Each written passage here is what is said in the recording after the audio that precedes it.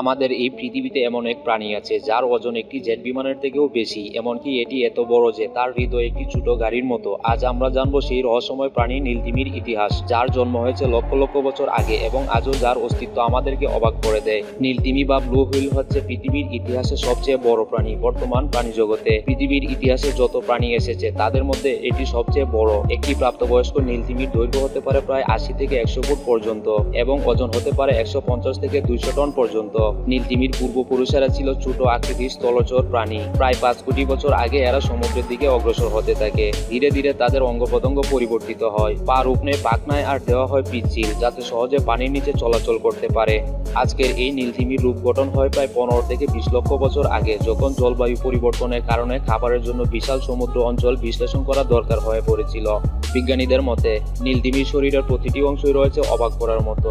হৃদয় একটি ছোট গাড়ির আকারের মতো, ওজন প্রায় 180 কেজি। জিহ্বা একটি পূর্ণবয়স্ক হাতির চেয়ে ভারী। ফুসফুস প্রতিটি শ্বাসে প্রায় 5000 লিটার বাতাস গ্রহণ করতে পারে। চোখ বাস্কেটবলের মতো বড়, তবুও দৃষ্টিশক্তি সীমিত। নীলতিমির খাদ্য তালিকা খুবই সীমিত। এরা প্রধানত krill নামে পরিচিত ক্ষুদ্র চিংড়ির মতো প্রাণী খায়। দিনে প্রায় 40 মিলিয়ন krill খেতে পারে। 18 এবং 19 শতকে মানুষের নির্বিচারে শিকার শুরু হয় নীলতিমির উপর, কারণ তাদের বিশাল দেহ থেকে তেল সংগ্রহ করা হতো, যা দিয়ে বাতির জ্বালানি, সাবান, এমনকি মার্জারিত প্রসাধনী বা কসমেটিক্সও তৈরি করা হতো।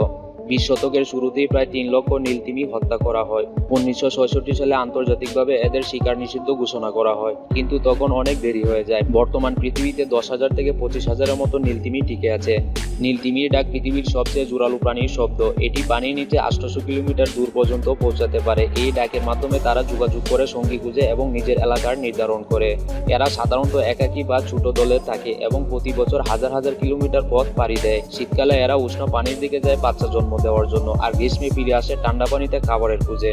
তিমিদের নিয়ে প্রচুর মিথ্যা কাহিনীও রয়েছে। অনেক প্রাচীন নাবিকদের মতে নীলতিমি ছিল সমুদ্রের দৈত্য। কেউ কেউ বলছে এরা পুরো জাহাজ গিলে ফেলতে পারত। যদিও এগুলো শুধু কল্পনা, তবুও আজ নীলতিমি মানুষের কল্পনায় রয়ে গেছে এক মহারহস্যময় প্রাণী হিসেবে। এমনকি বিজ্ঞানীদের কাছে আজও অনেক বিষয় অজানা। তাদের জন্মস্থল, প্রকৃত গড় আয়ু এবং তাদের গভীর সমুদ্রে চলাফেরার পথ। নীলতিমি শুধুই একটি প্রাণী নয়, এটি হলো পৃথিবীর প্রকৃতির এক অসাধারণ সৃষ্টি, যা আমাদের শিখিয়ে দেয় এই পৃথিবী কতটা সৌন্দর্যপূর্ণ। হয়তো আমাদের এখনই সচেতন হওয়ার সময়, যাতে এই মহাপ্রাণী আগামী প্রজন্মের কাছেও শুধু ইতিহাস না হয়ে থাকে, বরং তারা চোখে দেখতে পারে এই সমুদ্রের বিশাল রাজাকে।